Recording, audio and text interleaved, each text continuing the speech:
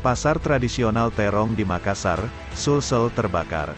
Sebanyak 24 kios. Komandan Peliten 1 Damkar Makassar, Ramli, saat ditemui di lokasi, mengatakan pihaknya menerima laporan soal kebakaran ini sekitar pukul 21:07 waktu Indonesia Tengah. Sebanyak 22 unit mobil pemadam kebakaran dikerahkan ke lokasi.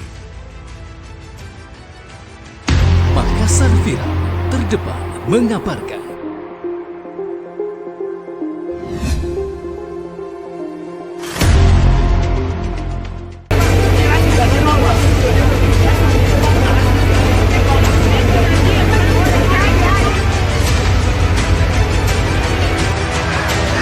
Lantai 2 Pasar Terong terbakar.